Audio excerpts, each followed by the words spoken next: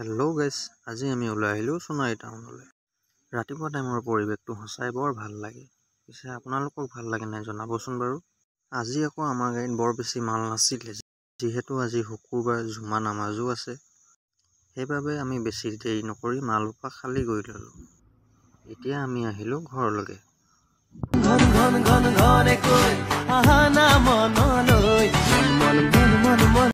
আহি পাই দেখিছোঁ মাহীয়ে চাহ একাপ বনাই ৰেডি কৰি থৈছে। চাহকাপ খাই দেৰি নকৰি মই ওলাই গ'লোঁ নিজৰ ঘৰলৈ।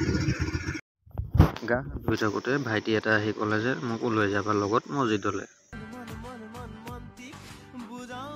ঘৰতে আহি ভাত এমুঠি খাই মই গুচি গ'লোঁ আকৌ গাড়ীৰ ওচৰলৈ। গাড়ীখন ষ্টাৰ্ট দিহে মহায়ে ক'লে যে পানীয়ে গাড়ী লৈ আহিবলৈ। গাড়ীতে জুবিনৰ গান এটা বজাই পোৱালি আৰু মই গুচি গ'লোঁ কাকতিবাৰী ফেক্টৰীলৈ বুলি। ফাইনেলি আমি আহি পালোঁ ফেক্টৰী, আৰু আমাৰ গাড়ীও লোড হ'বলৈ আৰম্ভ হ'লহি।